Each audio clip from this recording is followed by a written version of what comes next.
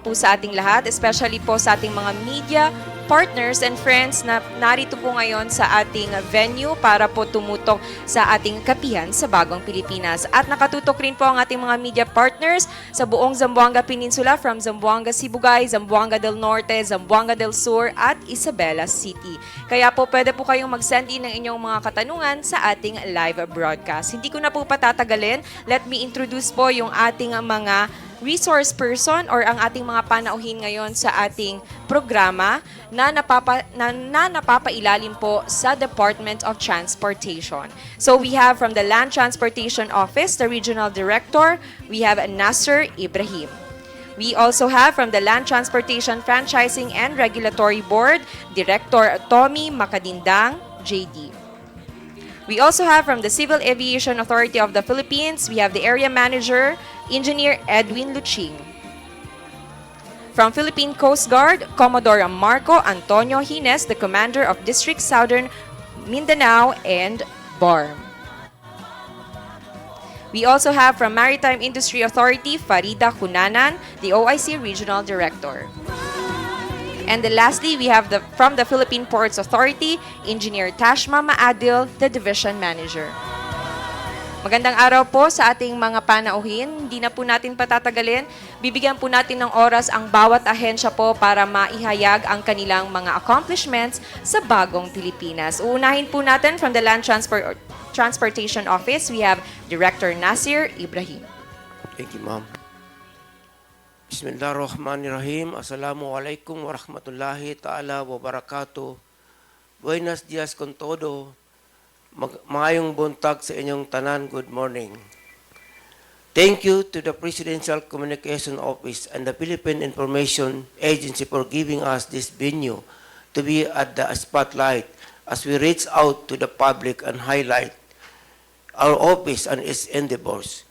I am Nasir P. Ibrahim, the Regional Director of Land Transportation Office Region 9.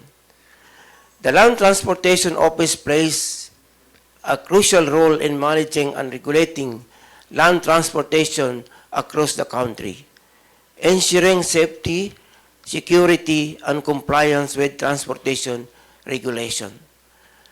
The LT operates under several key mandates, such as registering motor vehicles and renewing registration to ensure compliance with safety and environmental standards, issuing and renewing driver's licenses and permits to ensure the drivers meet the necessary qualifications and fitness, enforcing traffic laws, rules and regulations to promote road safety and order, handling complaints and adjudicating cases related to traffic violations and other land transportation concerns. Hence, the collection of tax and non-tax revenue for the government. With this, please allow us to show you a video presentation as we look back at our notable accomplishment in recent years and we look forward to our noble plans, programs in the coming years.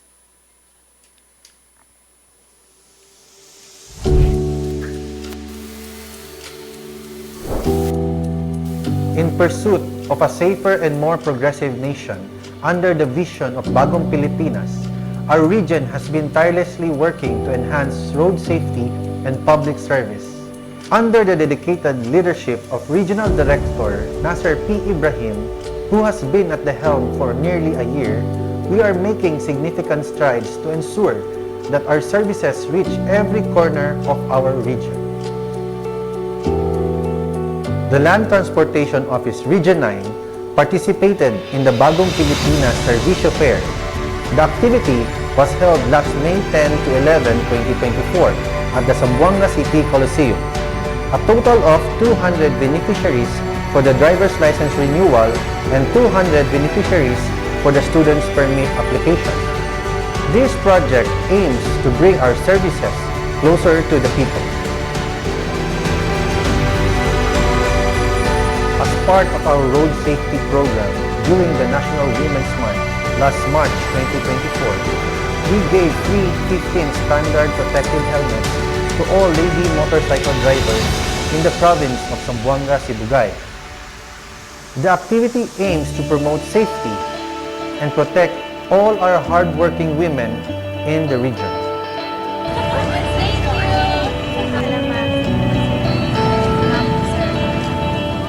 It is also only during this time that our office convened an Ease of Doing Business seminar. Last April 22, 2024, in Ipil, Zamboanga, Sibugay, we have conducted the first ever Ease of Doing Business seminar in which we have invited all frontline government agencies to participate in the workshop seminar. We have also invited the personnel of the Anti-Red Tape Authority, Western Mindanao, to be our resource speakers.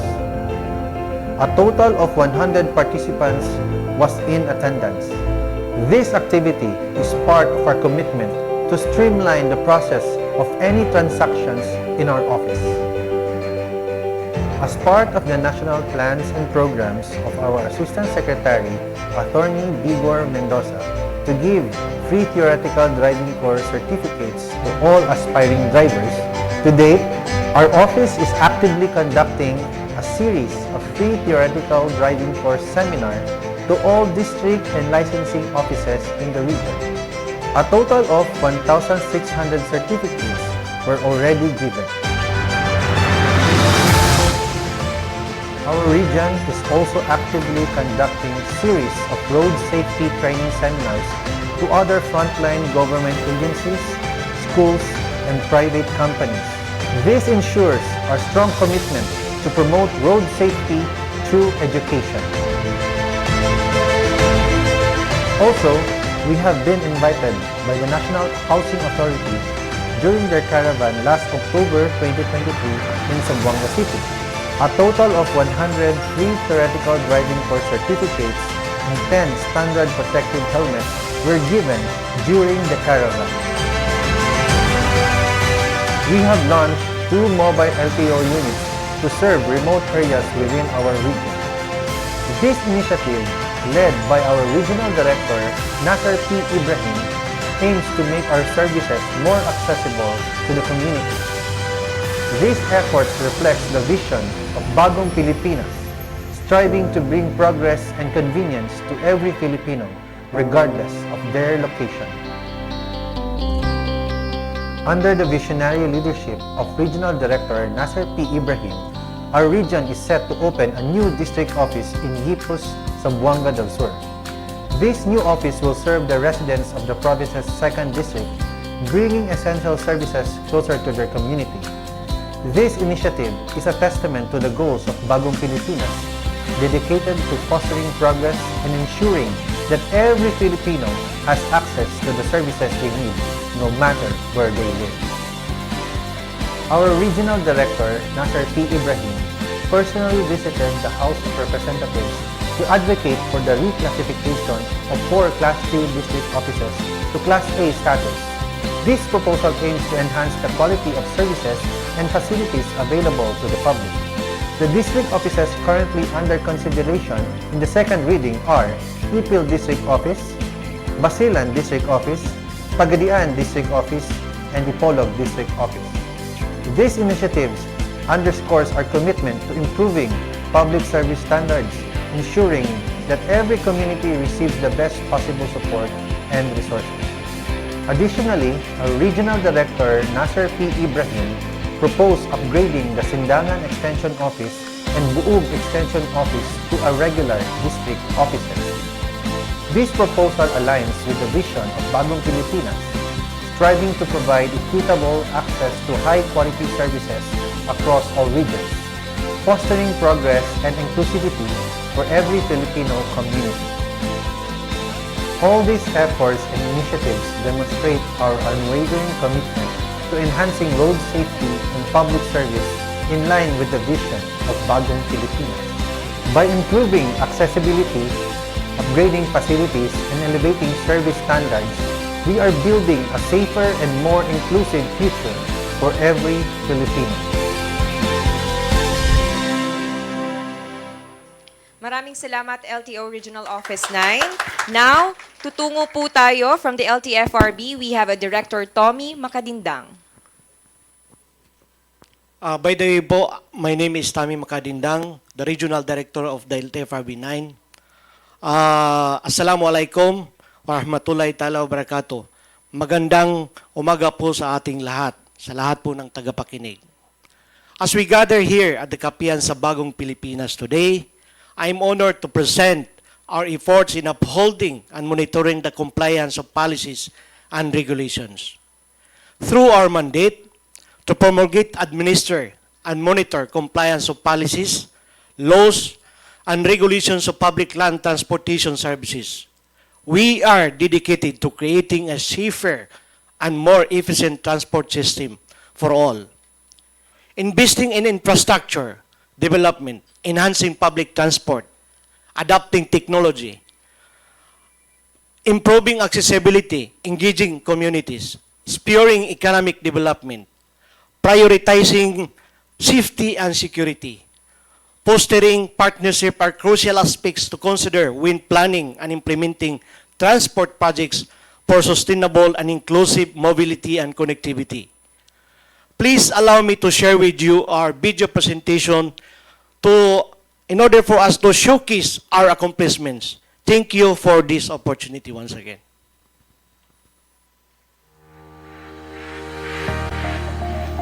We present to you the remarkable accomplishments of the programs under the Land Transportation, Franchising, and Regulatory Board, Region 9.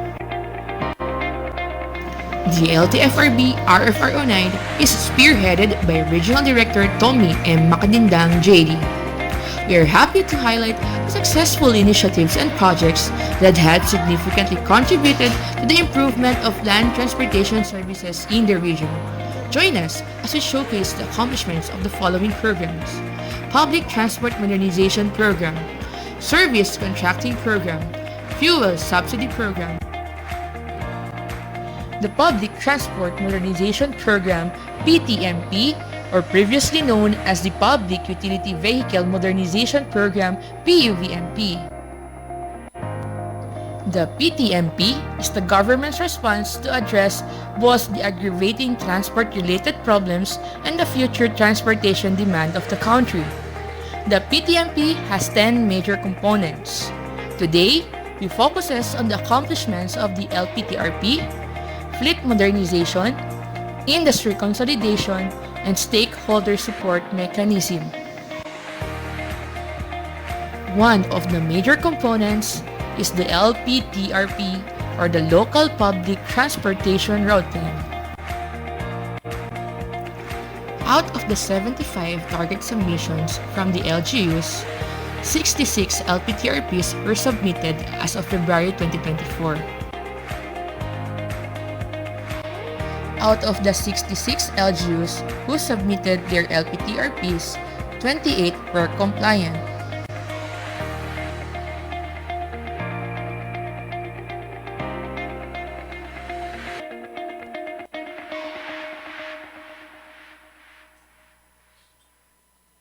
Next PTMP component is the fleet modernization.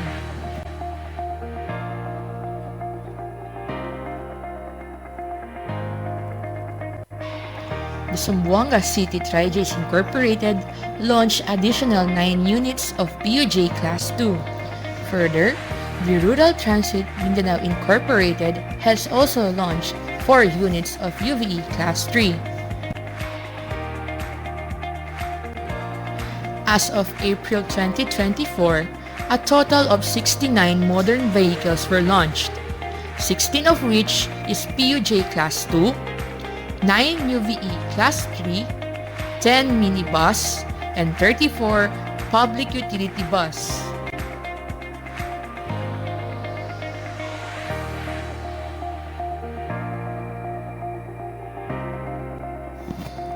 Another PTMP component is the industry consolidation. As of April 30, 2024, the deadline of filing for consolidation, a total of 117 routes were consolidated, in which 61 routes were for PUJ, 19 for UVE, 16 for public utility bus, 12 for minibus, and 9 for PhilCam. On the other hand, a total of 2,402 units were consolidated, to which 1,647 units for PUJ, 269 for UVE, 322 for public utility bus, 68 for minibus, and 96 for PhilCam. In summary, out of 2,697 operating units, a total of 2,402 were consolidated, garnering the consolidation rate of 89.06%. The last component is the social support mechanism. The stakeholder mechanism has two programs, namely the Entrepreneur Program and the Chuper Scholar Program, which involves other agencies such as TESDA and DOLE. The Entrepreneur Program, in partnership with DOLE, has a total of 626 beneficiaries that were granted livelihood assistance packages. These are the summary of the livelihood packages granted to the beneficiaries.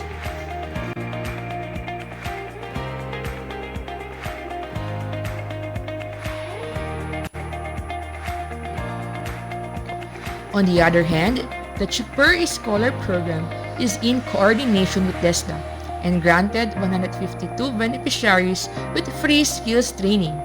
112 beneficiaries were enrolled in driving NC2, 20 for heavy equipment operator for excavator, and 20 heavy equipment operator for forklift.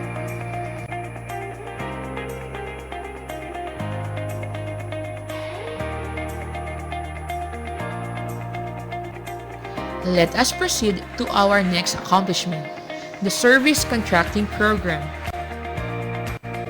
The Department of Transportation with the LTFRB as the implementing agency in partnership with the local government unit is a form of performance-based financial assistance to adversely affected workers in the public transportation sector, which at the same time raising the level of service to the commuters of the modes of public transport covered by the Service Contracting Program.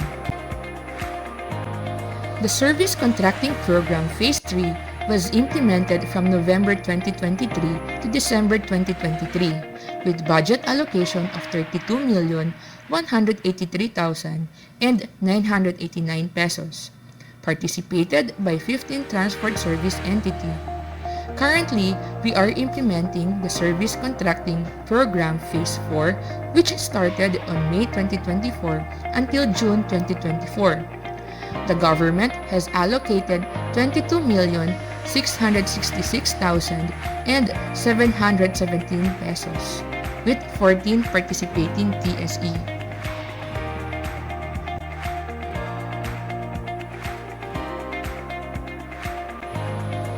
And last but not the least of our accomplishment is the Fuel Subsidy Program.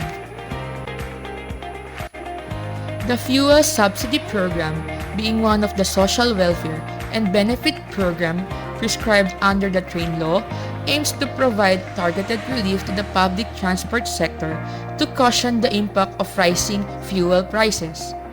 Under the guidance of DOTr, the LTFRB implemented the program in partnership with the Department of Energy and the Land Bank of the Philippines. Under GAA 2022, there were 1,809 fuel cards available and a total of 1,296 cards were claimed, giving us 71.64% rate.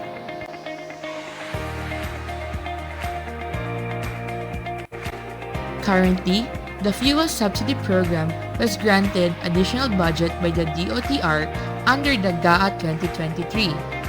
As of May 31, 2024, there were a total of 1,577 cards available and a total of 792 cards were claimed, giving a percentage of 59.86%.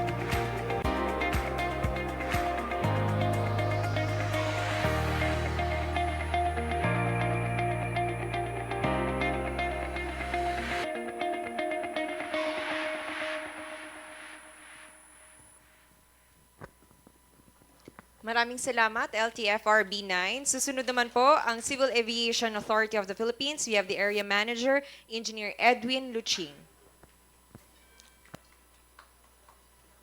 To the Philippine Information Agency, to our media practitioners, fellow public servant, esteemed guests, good morning.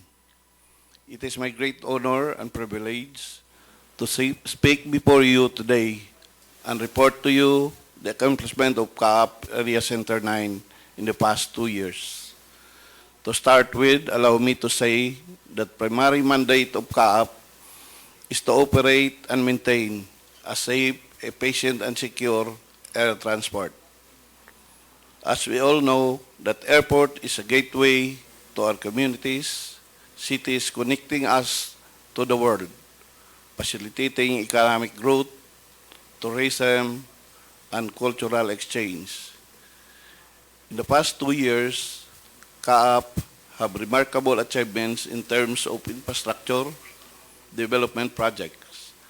Currently, we initiated runway repair and passengers terminal building rehabilitation in Zamboanga International Airport, Pagadian, and Dipolog Airport. Upon completion, this will be give to our passengers' comfort and improve passenger experience during travel. With this, it is always our priority to meet the high standard of safety in our airport operation. And now, please allow us to present the highlights of our accomplishment of CAAP Area 9. We are pleased to present the accomplishment report for Civil Aviation Authority of the Philippines Area Center 9, a significant undertaking that has transformed the airport's infrastructure and operations in the past 2 years. This project has not only increased the airport's capacity to handle growing passenger demand but also enhanced the overall travel experience with the end goal of a safe, secure, and convenient airport operations. The purpose of reblocking of several portions of the runway at Pagadian Airport is to replace the existing damaged runway pavement to improve its safety, functionality, and performance. Reblocking a runway involves removing and replacing of existing pavement layers. The CSIS office at Pagadian Airport provides a centralized hub for security personnel to monitor and respond to security threats. By having a dedicated civil security and intelligence office in an airport, the airport can increase passenger confidence and trust. The rehabilitation of comfort rooms ensures they are clean, hygienic, and functional for passengers. Following the DOTr mandate, the repair and maintenance of these essential facilities are top priority projects for CAAP. Reinforced concrete pipe culvert with a catch basin and head wall is a project implemented at Pagadian Airport that serves as a drainage structure designed to manage stormwater runoff to prevent flooding inside the airport facilities, prevent erosion, and maintain overall safety airport operations. Shoulder grade correction project at Pagadian Airport helps maintain the airfield safety by ensuring that the surface of the runway, taxiway, and apron is even and free from obstacles. This reduces the risk of accidents and ensures that aircraft can take off and land safely.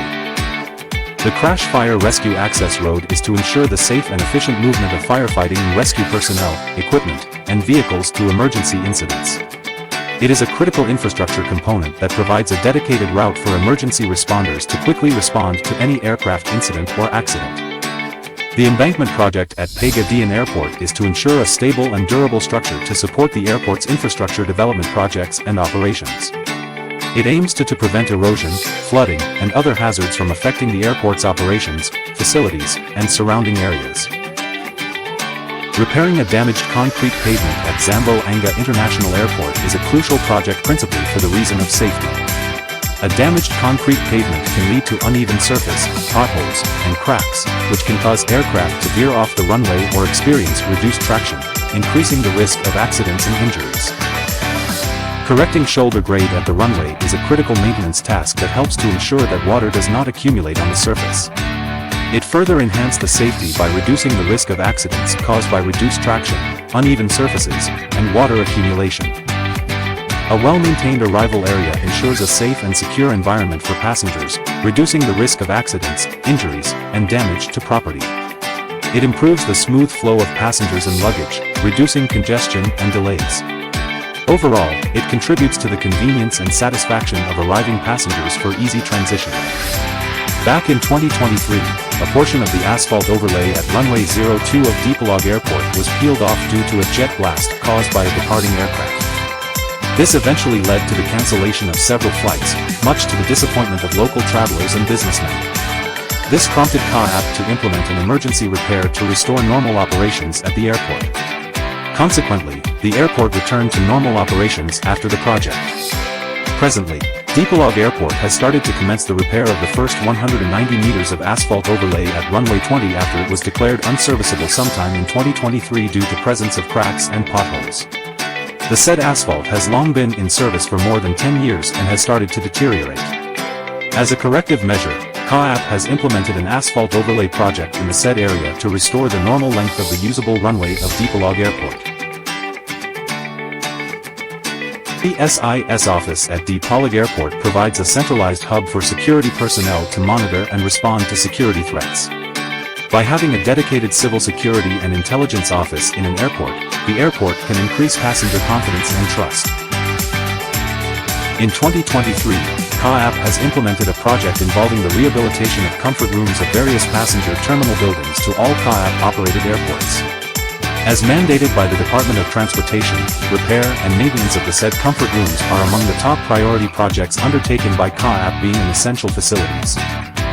This project aims to prevent unauthorized access to the airport, reducing the risk of terrorist attacks, theft, and other security breaches. It creates a physical barrier that prevents individuals from entering the airport without proper clearance. This likewise helps prevent from any incursions of wildlife hazards that are known to be deadly if unattended. In conclusion, the various projects at CAAP Area Center 9 has been a resounding success because of the impact it brings, both directly or indirectly to the flying passengers. As we move forward, we'll continue to monitor progress and ensure that our accomplishments are sustained.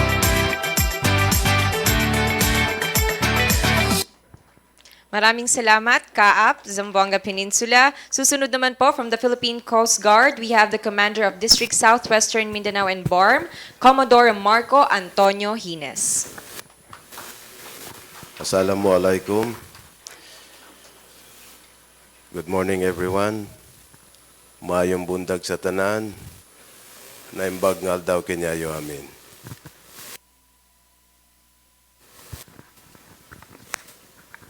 The Coast Guard District Southwestern Mindanao covers Region 9.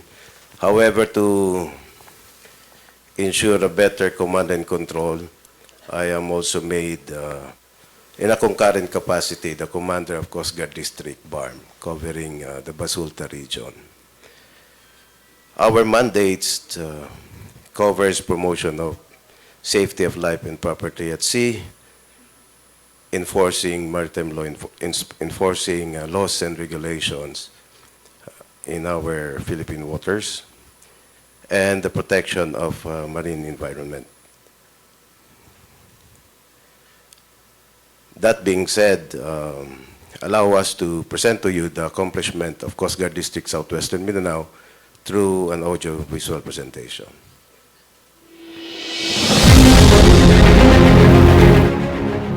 Coast Guard District Southwestern Mindanao and Coast Guard District Bangsamoro Autonomous Region in Muslim Mindanao, with great pride and integrity, brings you its relentless efforts in maintaining safe and secured seas in Region 9 and BARM region, bringing its great service in the aspect of maritime safety, maritime search and rescue, maritime law enforcement, marine environmental protection, and maritime security. Maritime safety. Preventing maritime incidents in the waters of Zamboanga Peninsula and BARM region is a facet that these districts is giving its full efforts. Thus, these districts were able to conduct 12,340 pre-departure inspections, maintain 80% of its lighthouses operability, improve its radio communication coverage through radio repeaters in 100% capability, in improving the skills and capabilities of the district personnel in maritime safety. Significant trainings were conducted. Tactical combat casualty care training, Counter-terrorism course training, summer lifeguards training, explosive ordnance reconnaissance agent training, maritime search and rescue, Coast Guard District Southwestern Mindanao and Coast Guard District Bangsamoro Autonomous Region in Muslim Mindanao with a 24 hours constantly manned watch center is monitoring distress calls all over the region to respond on any necessary assistance. Thus, following operations were conducted. Rescued 146 survivors in 35 search and rescue operations. Rescued fishermen in Basilan. Rescued 12 passengers in Dapitan.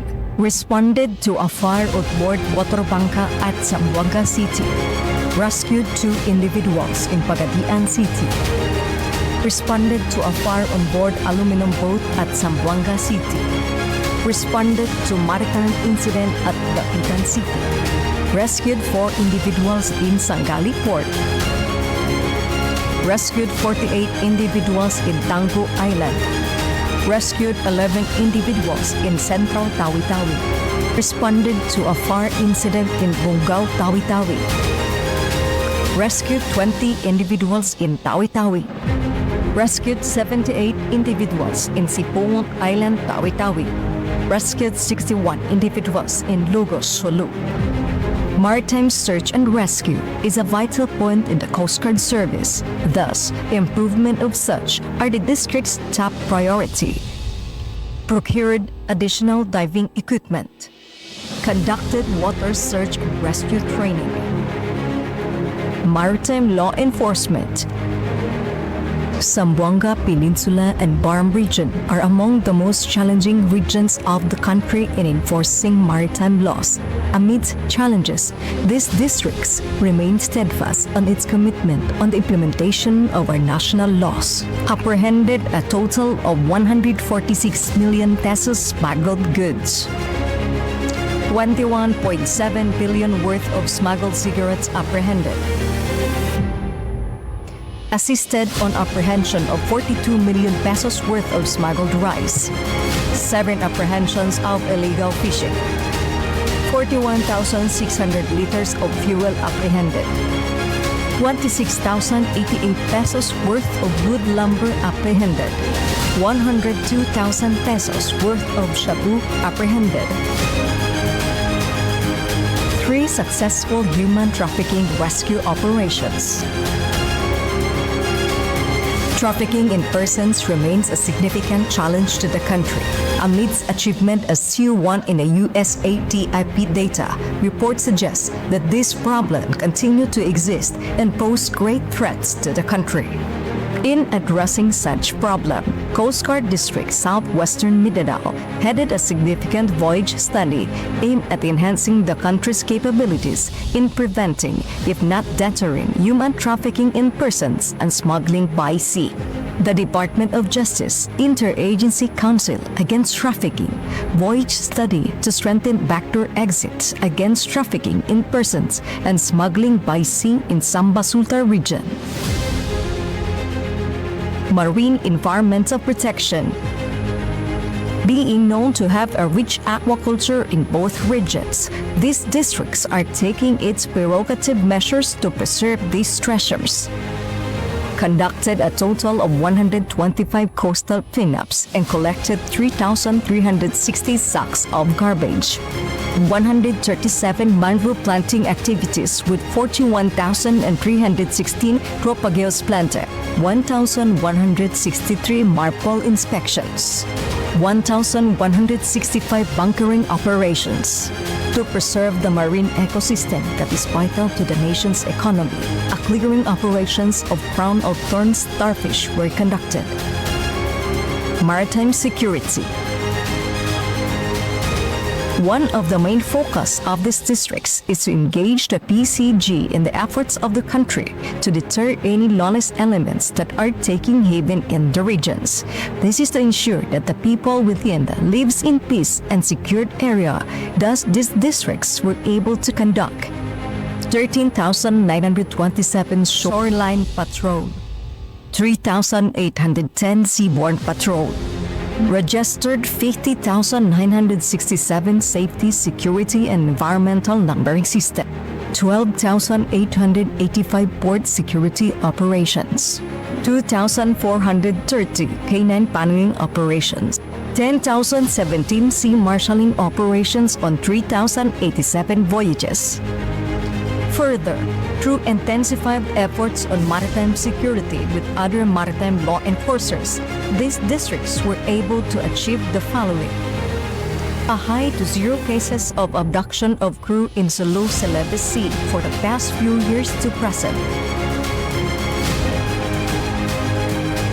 lowering of piracy and armed robbery cases, consistent rate with a 19.66% yearly increase on sardines fish production, able to lower its cases on the different maritime illegalities.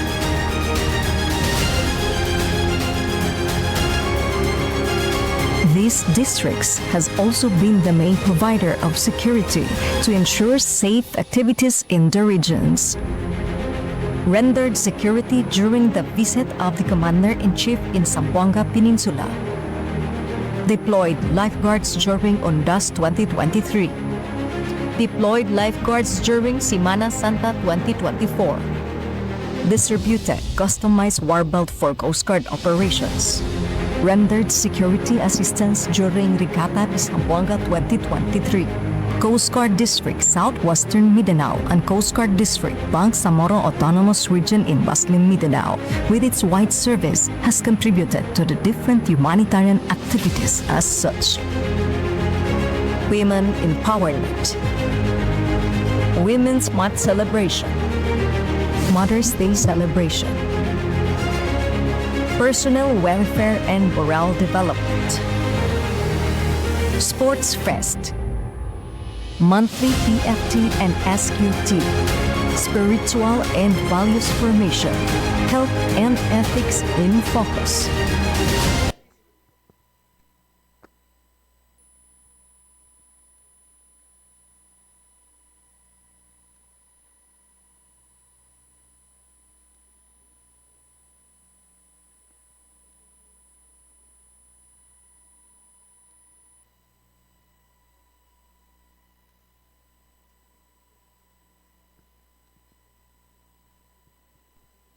District Southwestern Mindanao with the Department of Education, the Read and Recreation CAAP, aim to assist the grade school pupils of island schools to promote literacy and love for reading. This initiative made its kickstart at Pasilmanta Elementary School, Sacol Island, Zamboanga City, and is intended to be introduced to other island schools in both regions.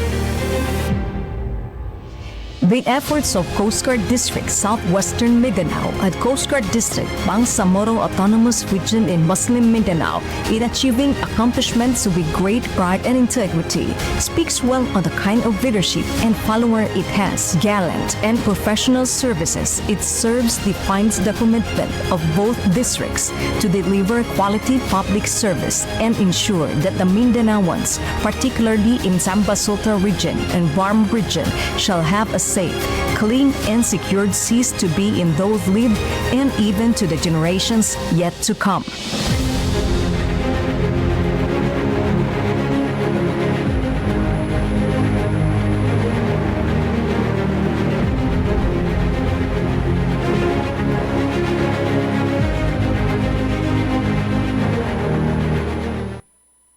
Maraming salamat, PCG. Susunod nating pakikinggan from Maritime Industry Authority, we have the OIC Regional Director, Farida Hunanan.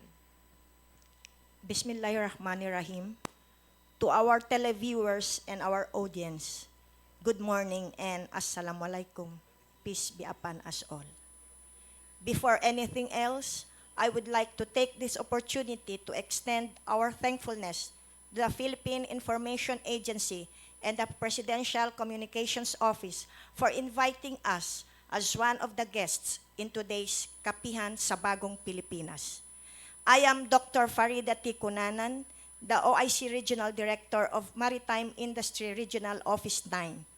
And without further ado, I am proud to present to you the significant and highlights of the recent accomplishments of the MARINA Regional Office 9, following the core values of professionalism, integrity, and excellence, and focusing on seafarers and vessel registration, safety, and regulatory functions.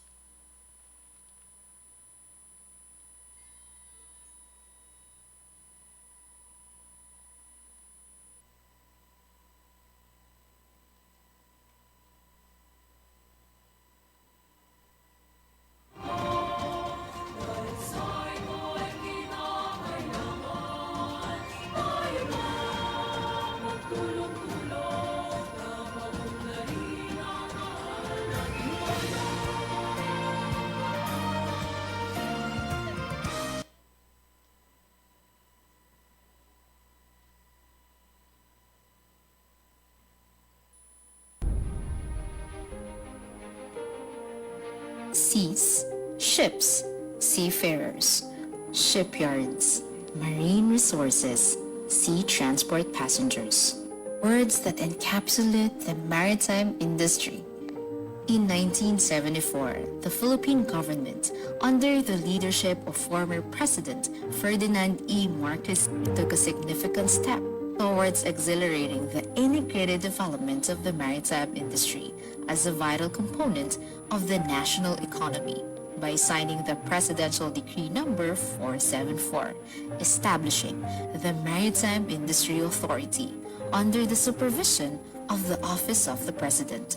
The foundation of MARINA has marked the beginning of a new era for the promotion, development, regulation, and supervision of the country's maritime industry, covering the domestic shipping, overseas shipping, shipbuilding and ship repair, and the maritime workforce. Started inside the PPL building in Manila, MARINA piloted with OIC Administrator Captain Abraham Campo from July 18, 1974 to August 28, 1975. On August 29, 1975, the MARINA officially commenced its operations through the appointment of our very first administrator, Colonel Generoso Tanseco. Since then, the MARINA has become an important national government agency. Looking back on the functional evolution of the agency, Presidential Decree Number 666 was issued on March 5, 1975, which provided for the registration and licensing of the country's shipyards by the MARINA. Presidential Executive Order Number 546, issued on July 23, 1979, attached the MARINA to the then Ministry of Transportation and Communications. The MARINA assumed the quasi-judicial functions over maritime transportation pursuant to Executive Order 1011, issued on March 20, 1985, making it co-equal to a regional trial court. In 1987, the MARINA assumed safety regulation functions pursuant to Executive Order 125/125A. To support the modernization of the domestic shipping industry, Republic Act No. 9295 was enacted in 2004, providing incentives for the domestic shipping, shipbuilding, and ship repair sector. To ensure its continued leadership in moving the global economy, Republic Act No. 10635 was issued in 2014, designating and strengthening the MARINA as the single maritime administration for the implementation of the STCW Convention for Seafarers 1978 as amended. In recognition of the important role of Filipino seafarers in the movement of global trade and in the national economy, Presidential Proclamation Number 183 declared Filipino seafarers as the country's sailing ambassadors.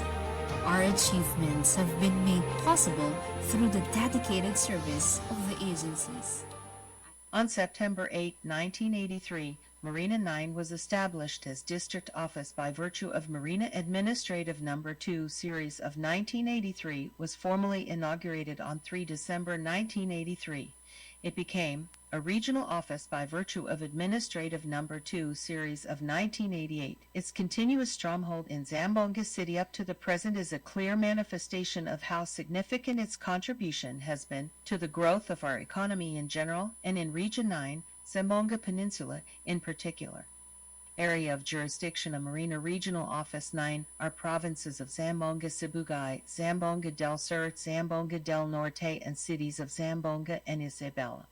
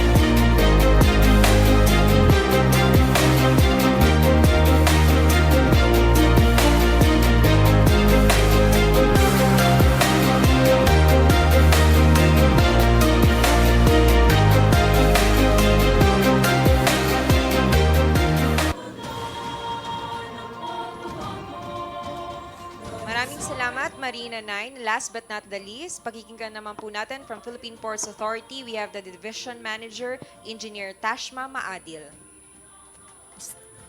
Assalamualaikum and good morning to everyone. Magandang umaga po sa lahat.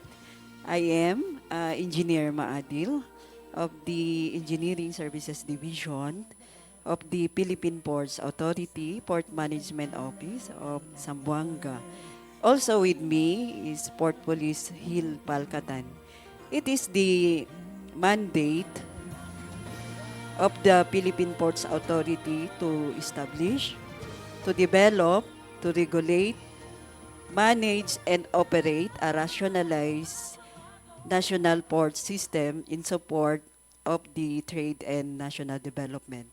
It is with great honor to present the accomplishment and achievements of the Philippine Ports Authority, Port Management Office of Zamboanga.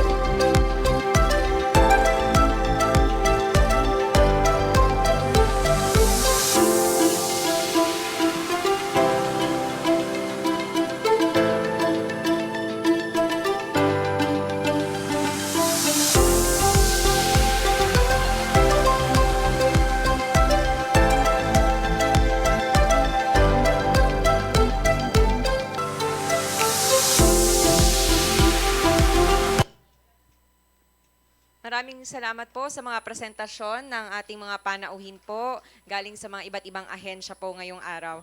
Tutungo na po tayo sa ating mga katanungan mula po sa ating mga live viewers, sa ating mga media partners po na nanonood sa atin ngayon via live at sa ating mga media partners rin po na narito ngayon sa ating venue. Uunahin ko po yung mga katanungan on live and then tatawagin ko po yung mga media po natin na present now sa ating venue. First question po ay para po sa Land Transportation Office. Ang katanungan po is from Zamboanga, Sibugay. Valid po ba yung mga driving certificate na nakukuha ng iilan galing sa mga legit TESDA schools? At bakit kailangan po na manggaling ang certificate sa mga connected LTO offices lamang? Yes po, salamat. Maraming salamat po.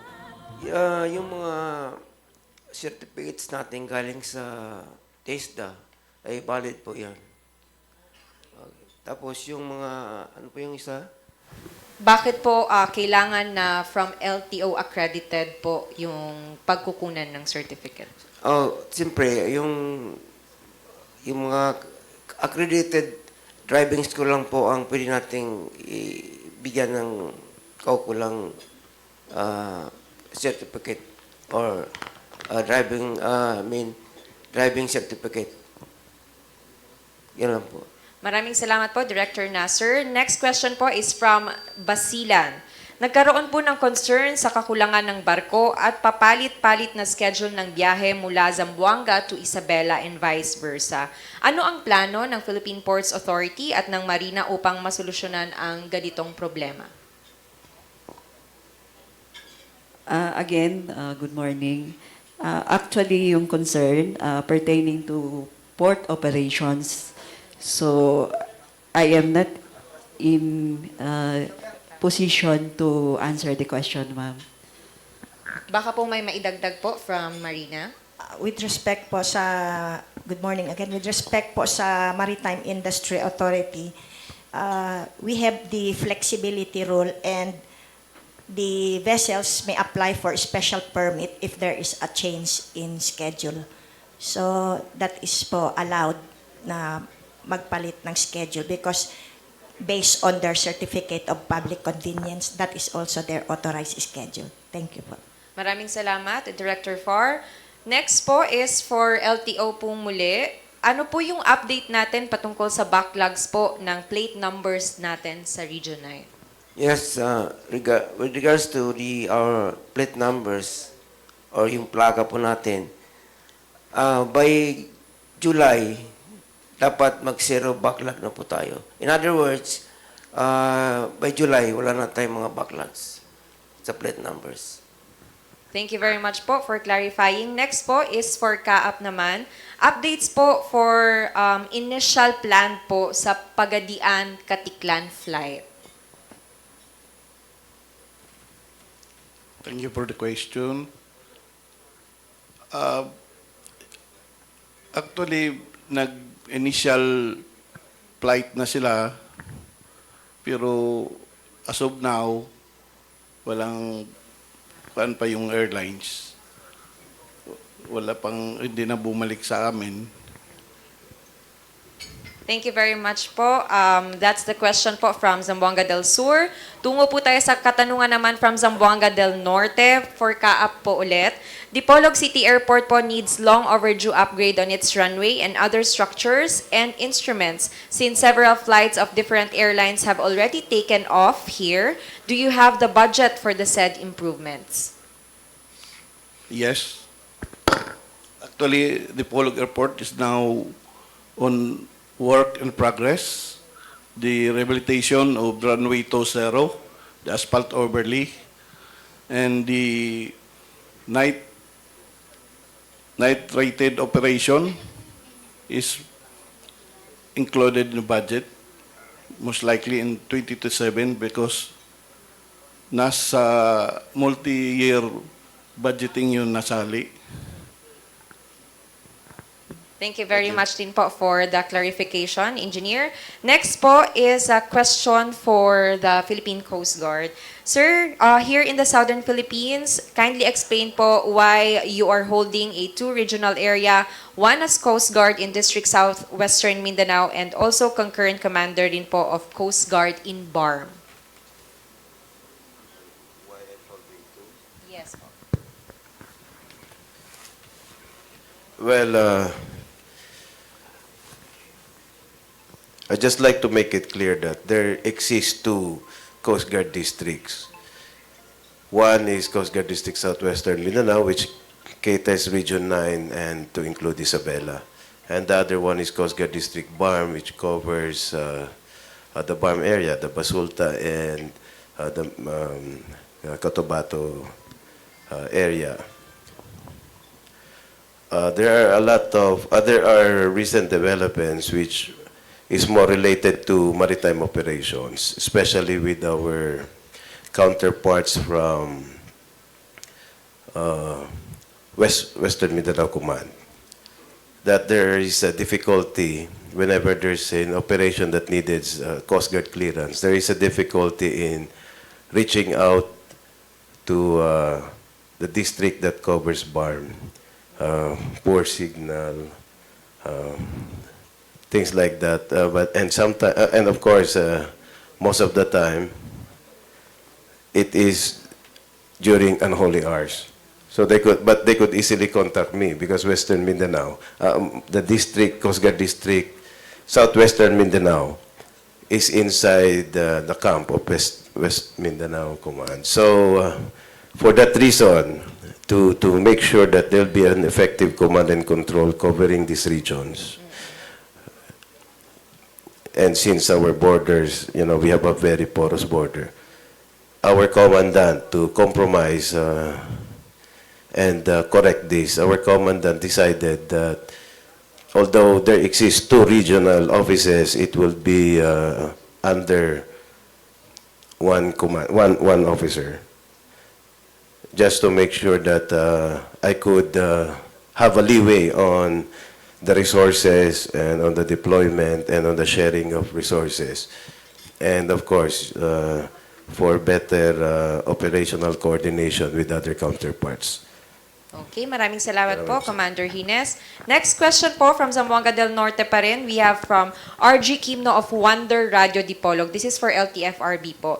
Ilang porsyento na ng mga operator at super na kasama sa mga operatiba o korporasyon bilang bahagi sa PUV Modernization Program?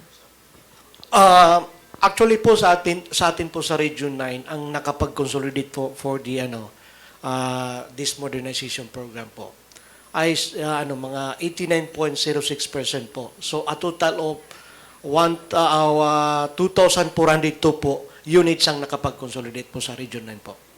Thank you po. Follow-up question po, RD. Ano po yung pwedeng magawa ng inyong ahensya sa mga commuter po na gumagawa ng kabastusan sa loob ng mga pampublikong sasakyan? Okay, thank you po. Actually po, yung mga ganyan po is sa lahat naman po na dumarating sa mga office namin ng mga complaints. Actually, ang ginagawa po namin is nag-issue po kami ng summon para po naman po makapag-answer sila kung totoo yung mga allegation sa kanila. We gave them due process. Yun ka nga ang namin sa kanila. So, pagkatapos nasa opisina namin, then you have to explain.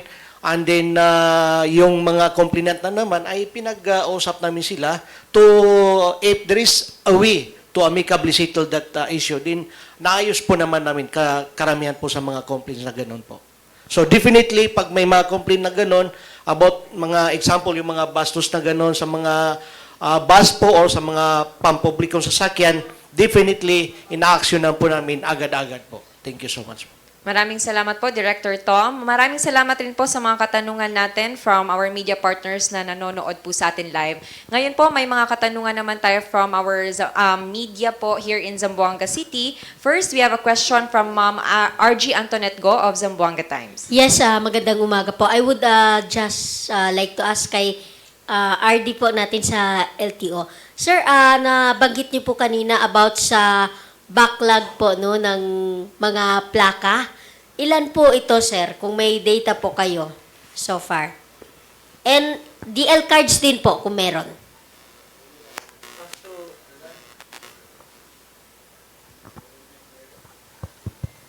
As to DL cards, meron po tayong backlogs na 19,000 plus as of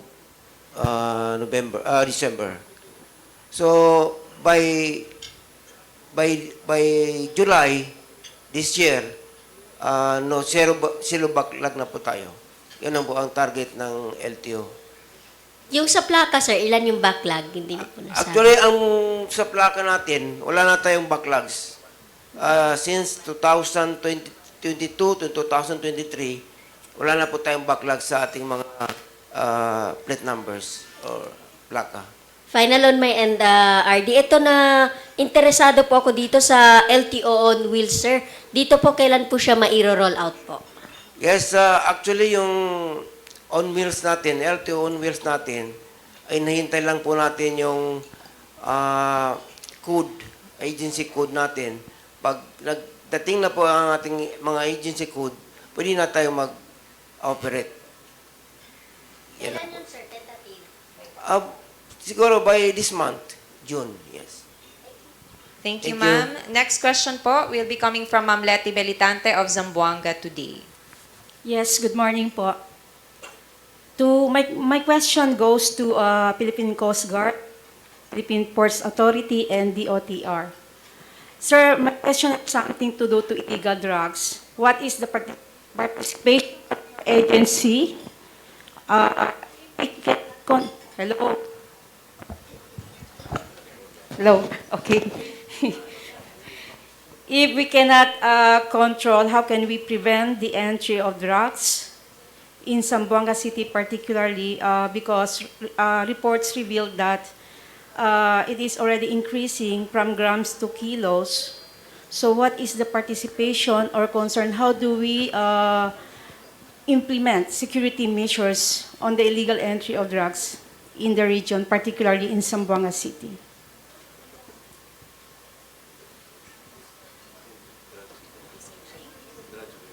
To Philippine Coast Guard, PPA, sa Coast Guard kasi 'di ba sa sea, ang Ports Authority bot sa entry and DOTr yun sa land travel. Bakit po ba pumapasok pa rin yung mga drugs sa atin in spite or despite yung stiff security measures we are being implemented?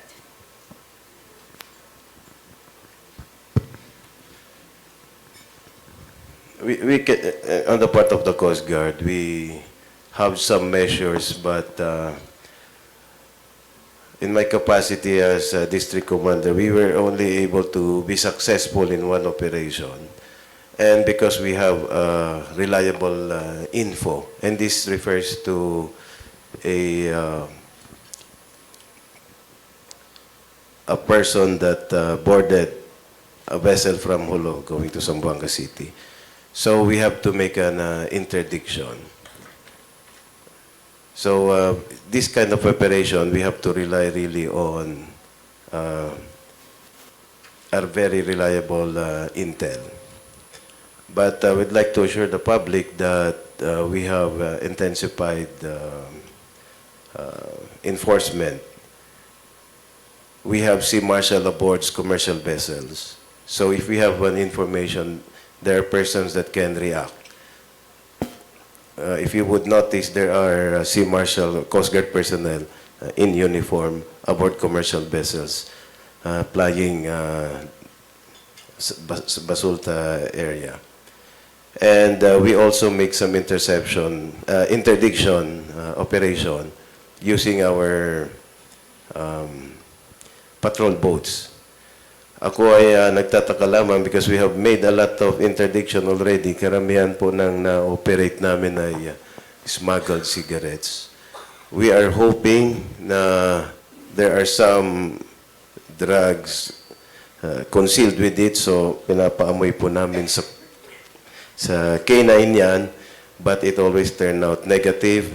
But rest assured, we are doing operation perhaps we just need to gather more information para po we can make more specific targets, like what happened to the operation in Batangas when they were able to lock down on a yacht which carries a yate po ang nagdala ng kwan. So hindi po siya commercial vessel, it was a yacht na intercept nila. Thank you. May idadagdag po from the Philippine Ports? Yes, ma'am. Thank you for the questions. The concerns pertaining to port security, and we have with us our port police, Hil Palkatan, to answer the question. However, ma'am, rest assured, all concerns pertaining to the Philippine Ports Authority will be endorsed to the management to be addressed properly. Then we will reach out to the Philippine Information Agency for the response. Thank you. Thank you po. Next question will be coming from Sir Dan Toribio. Ay, may follow-up pa po si Ma'am Letty. Sige po. Yes. Sir, lastly, meron po ba tayong mga problem na encounter, the reason why we cannot really control, it cannot be prevented itong illegal drugs? Ano po ba yung mga kailangan natin? Well, maritime challenges, we have a very big porous border. You know, we have so many coastal municipalities, so many coastal barangays. Hindi po, and there are a lot of private ports. That's one. There are a lot of private ports in entire coastal areas na hindi po naman natin nababantayan totally kasi government forces are in public ports. So I think we need to have some coordinations with our LGU counterparts. Meron na pong talks nangyayari, I believe, dito sa Zamboanga about finding ways to regulate yung private ports and for them to get a permit before they could operate. Ang hindi po natin magawa sa actual operation, yung mahuli in flagrante delicto, pwede naman po natin gawin through effective regulation. So, whole of nation approach, and again, as I iterate, tulong po ng community. If they could give us reliable intel, then we can, we can zero in our operation. Marami pong salamat. Thank you po. Thank you then, Ma'am Letty, for the question. Next po, again, we have Sir Dan Toribio of Zamboanga Today. Yes, good morning, sir. I'm Dan Toribio from Daily Zamboanga Times, Zamboanga Today, and Marino News FM. My question to the LTFRB, sir. Sir, do we have any campaign or programs against those colorum PUJ before going to the modernization program? Because even as we speak, there are colorum PUJs who are ferrying passengers. To mention, PUJs ferrying passengers to Rio Hondo and Mariki and other nearby barangays. Do you have any campaigns against those colorum, sir?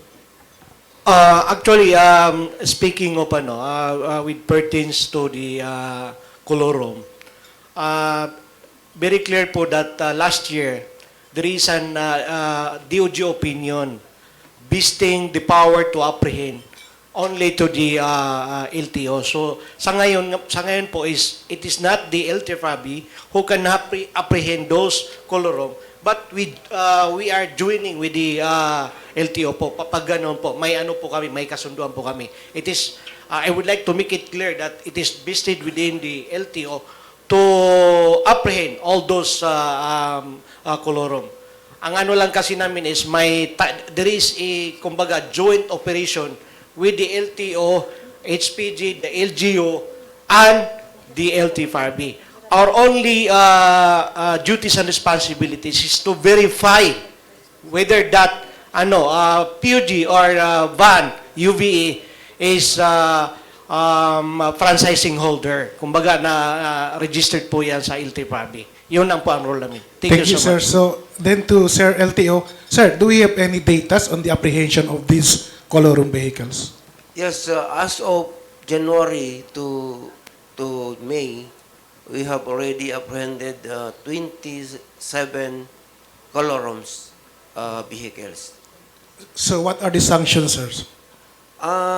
Mayroon silang penalty na 200,000 for UV. Then for POJ, 50,000. Yes. Yan po. So, my next question, sir. As we all know, we have a national law. Tricycles are prohibited of using national highways. But I myself, for me, I understand that that law is only applicable to Metro Manila because Metro Manila has several highways and local roads. Unlike province, we have only one highway. So how do you handle this law prohibiting tricycle from using highways? Well, in fact, we all know that most of the tricycle drivers are staying or residing in far-flung barangays. So how can they go to this downtown area if they are not using the highway, sir? Thank you so much for that question. No? For the information of everybody, pag motorcycle po ang pinag-usapan dito, it is with the DLG, meaning the LGU, that has the power to apprehend. Kung nandun sila sa mga highway. May DLG circular yun eh. Very clear yan. May DLG circular na sila dapat ang manghuli dyan. I'm not in the position to answer if there is, kumbaga, mga violation for the LTO. But for the LTFRB, we have no, kumbaga, power to apprehend such a motorcycle.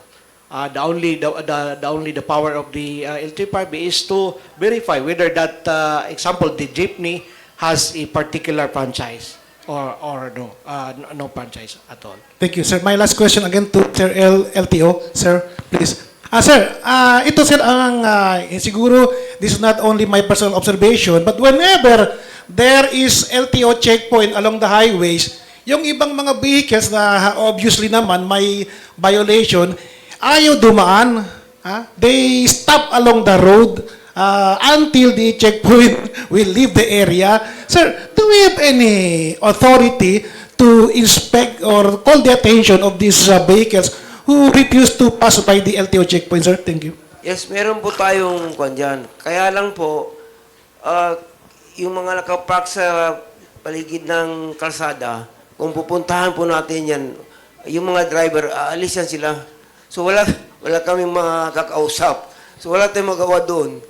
Kundi pabayaan lang din sila. Pero pag dumaan sila, doon natin sila hulihin. Alam mo naman kasi, Pilipino, marunong mautak, matalino. Ang ginagawa nila, istambil lang yung sasakyan, alisan nila yan. So wala kang makakausap doon. Yan ang problema natin. Thank you. Maraming salamat po. Next po na tatanong is from GMA. We have Sir Efren Mamak. Good morning. This is for the LTO.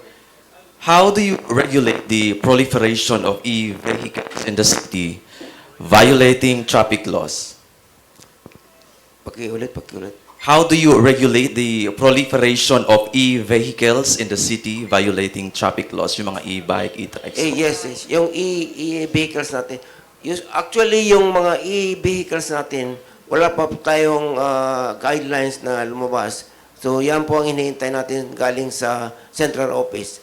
So, siguro by this June or July, lalabas na po yung mga guidelines regarding the e-vehicles. So, sa ngayon, wala pa po tayong guidelines regarding e-vehicles. Yes, this is for the LTFRB, sir.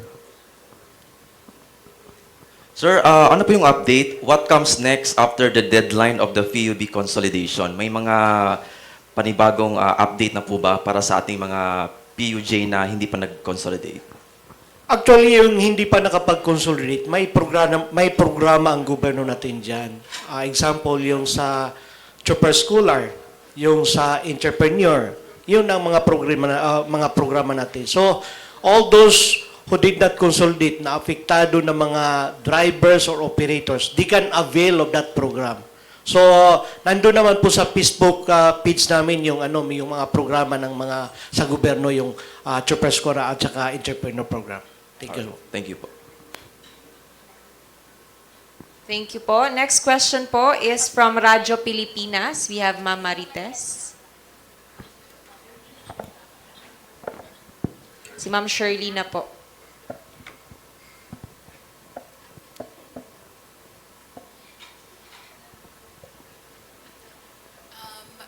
Good morning, everyone. My question.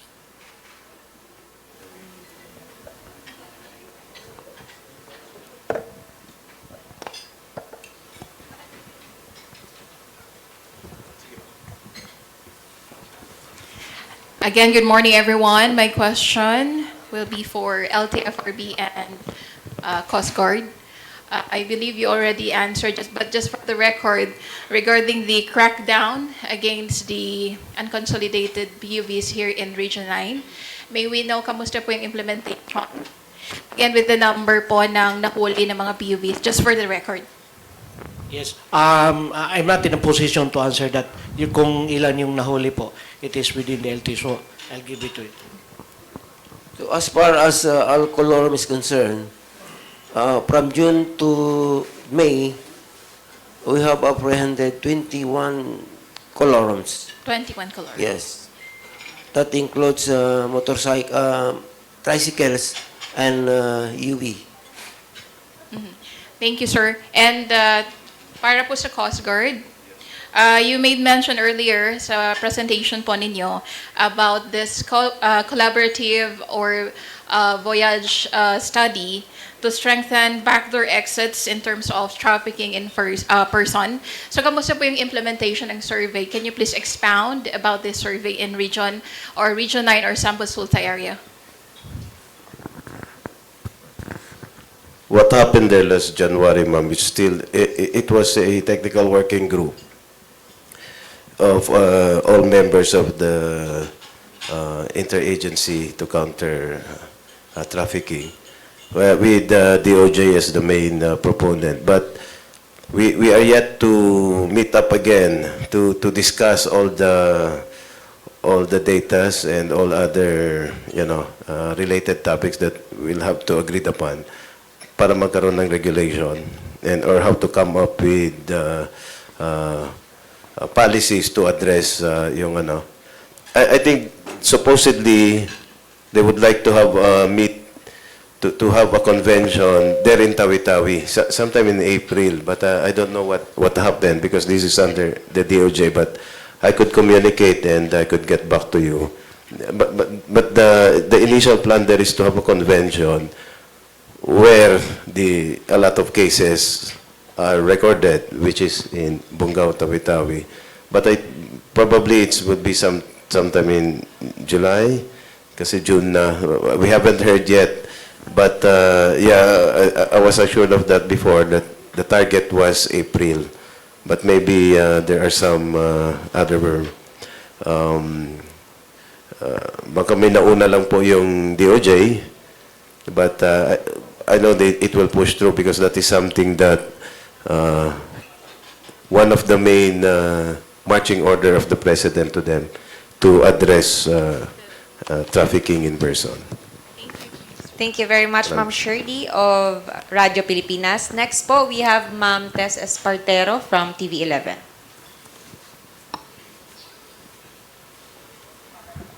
Sir, good morning to RD Ibrahim from LTO. Sir, yung question ko po, yung LTO Central Office is looking to penalize yung mga unregistered sale or mortgage ng ating mga vehicles. May bago po ba tayong policy about it? Mortgage, what is mortgage? Mortgage po, yung pagbebenta ng unregistered vehicle. Regarding the registration of unregistered, yes, meron po tayong policy niyan. Sa lahat ng mga unregistered, ay talagang inuhuli po natin yan. Pag meron po, out of 24 million, no, based sa News National po, 24 million po yung mga unregistered vehicles meron tayo. Dito po sa Zamboanga Peninsula, if you have data, ilan po? Less than 1 million po ang nasa Region 9. At karamihan po ba under sa government name? Hindi po. Kasali na po yung mga private. Okay. So, RD, last na po yung question ko sa inyo. Yung LTO are planning to have an interconnectivity with the local government unit sa system po ninyo para mas madali po yung pagpapaw ng penalty sa mga violators. Is that true po? Yes po. In Zamboanga City, we're about to interconnect the LTO and LGO of Zamboanga City para po medyo may ngipin yung LGO natin sa panghuli ng mga violators. Okay. So, thank you po, RD. Kay RD Makadindang from LTFRB po. Yung question ko po about sa fuel subsidy. So far, you mentioned before po na marami tayong parang 6,500 po ba ma-receive ng ating mga super at saka yung operators. So far po sa data ng LTFRB, ilan po naka-receive ng fuel subsidy? Actually, sa fuel subsidy po is as of 2023, last year, we have already released a fuel subsidy of more or less 792. Na-claim na po yon in a respective LGUs or operators in the entire region po. Opo. Sa Zamboanga City po, ilan? Sa Zamboanga City po, I will tingnan ko muna yung data po namin. But in the entire region, last year is 792 po ang na-claim po. What happened po sa ibang mga driver at saka operators na hindi po naka-receive? Ano pong nangyari? Pero actually, ang usual po na problema, nagkakaroon ng problema is yung hindi makontak yung mga drivers at saka yung iba naman is kumbaga yung contact number nila talaga is hindi yun ang binibigay nila mismo. Okay. So, anong mangyari po sa pondo na intendido para sa kanila? What happened po? Kung hindi na-release, example, kung intended yung funding for the last year, talagang maibabalik yun. And then for now, kung may budget tayo ngayon, iyon ang i-release for this year. Okay po. Thank you po, RD. Yes. Thank you. Thank you po, Ma'am Tess. May few questions na lang po tayo from our online viewers. First po from Zamboanga Sibugay. Ano po yung update natin or development po in Sibugay Airport? This is from Ma'am Kimberly for CAAP po. Sibugay Airport is located in Ipil. Actually, Ipil, ang construction ngayon sa Ipil is for the perimeter fence. And the lot acquisition for extension, the runway, is ongoing. Wala po bang date? Exact date po of completion or opening?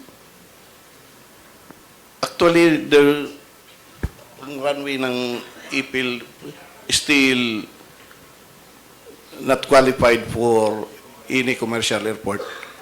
At Ipil actually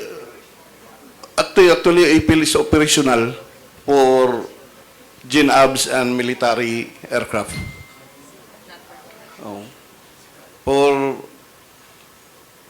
For ATR and Q4, yun ang pinakamaliit na commercial plane, hindi pa qualified yung length ng runway ng Ipil.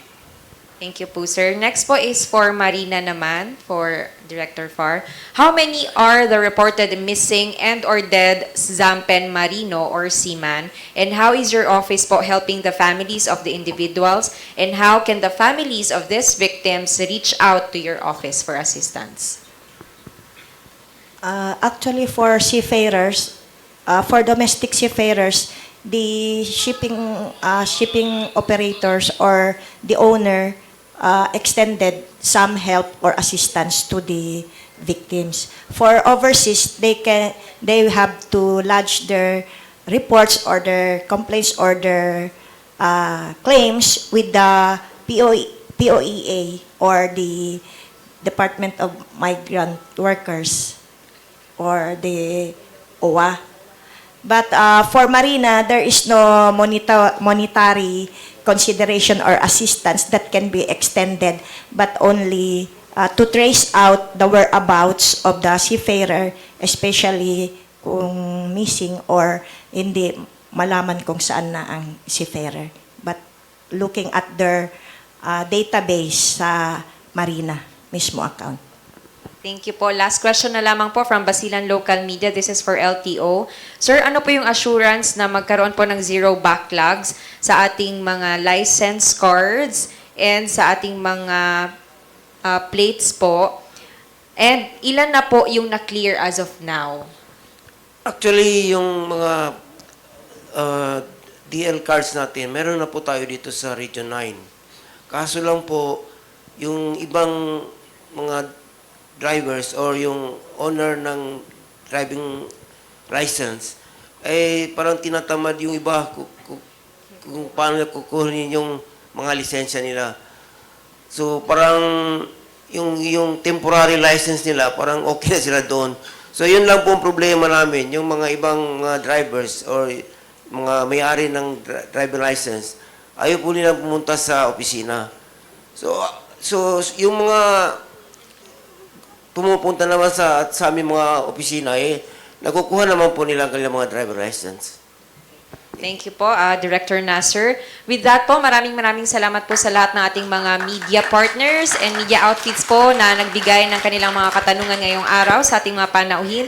Ngayon naman po, bibigyan natin ng panahon muli ang ating mga panauhin to give their closing statement. To start off, we have from the Land Transportation Office, again, Director Nasser Ibrahim. Thank you, ma'am. In closing, we look forward to continuing to serve the public with integrity, efficiency, and dedication. Our recent accomplishments underscore our commitment to excellence and our proactive approach to addressing the transportation needs of the Zamboanga Peninsula. We acknowledge the current issues and are actively working in solutions to enhance our service, delivery, and meet the expectation of the public. Thank you and wassalam.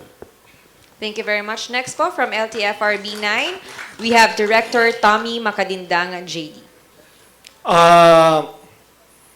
Magandang umaga po sa ating lahat, sa lahat ng tagapakinig sa Zamboanga Peninsula. Again, good morning. Assalamualaikum to all of us who are here attending today's Kapihan sa Bagong Pilipinas and all the viewers and listeners for this Kapihan.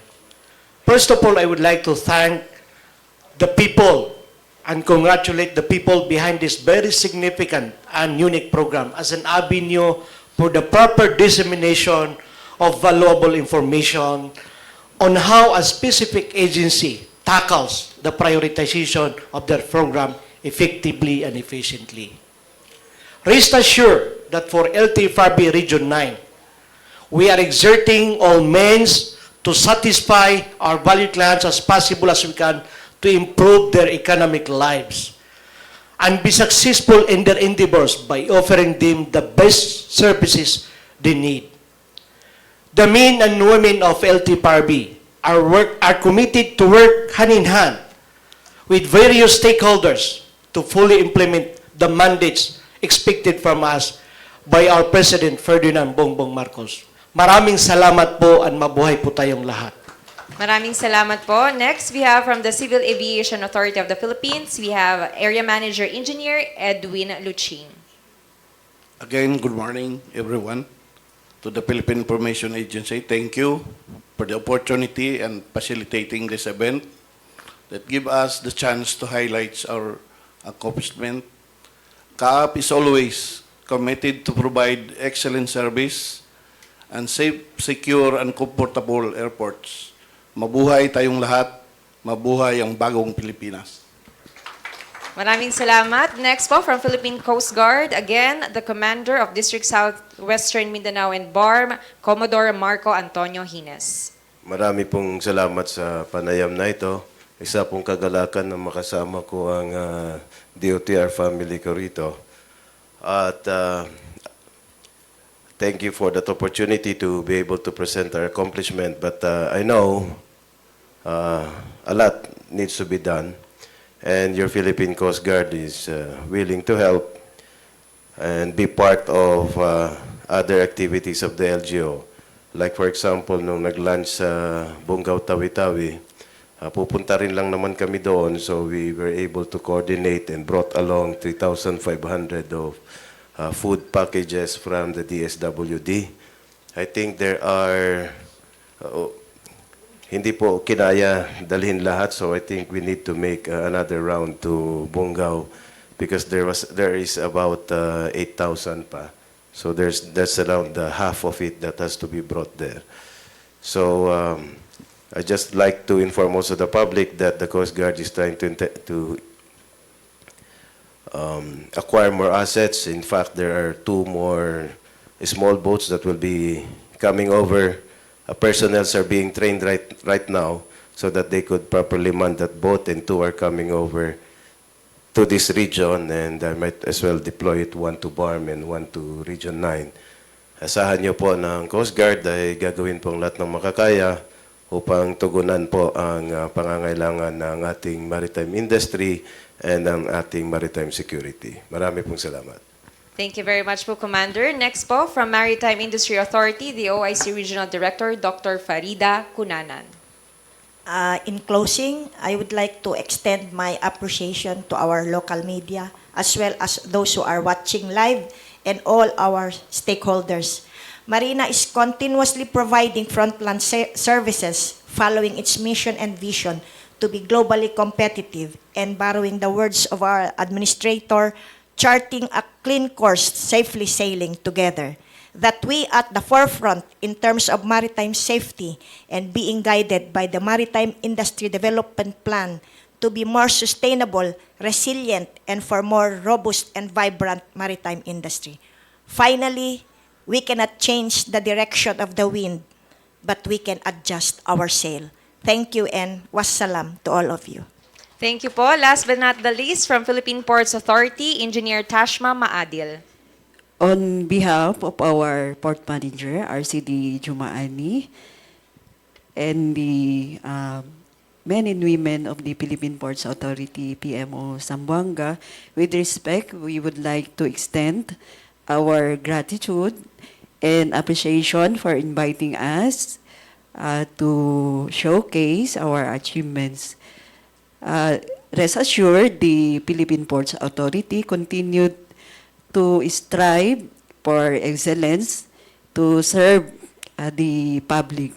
We would like also to invite everyone to visit our website, PPA website, as well as our Facebook page, the PPA PMO Zamboanga, for updates and news regarding the activities, especially in the Port of Zamboanga. Thank you. Maraming salamat po. Once again, sila po yung ating mga ahensya na nabibilang po sa Department of Transportation. Kung meron pa po tayong mga karagdagang katanungan mula po sa ating mga media na narito ngayon, maaari po ninyong i-direct ito mamaya po after our program. Muli, nagpapasalamat tayo sa lahat po ng ating mga media outfits present online and dito po sa ating venue. Of course, ang ating live broadcast po is powered by DICT. Maraming salamat po at sa lahat ng ating mga viewers online. Muli, magkita-kita pa tayo sa mga susunod pa pong episode ng Kapihan sa Bagong Pilipinas sa ngalan po ng PCO or Presidential Communications Office Secretary Cheloy Garafil, PIA Director General Jose Torres Jr., and PIA Regional Director Noemi Edaga. Ito si Myra Espinosa. Muchísimas gracias.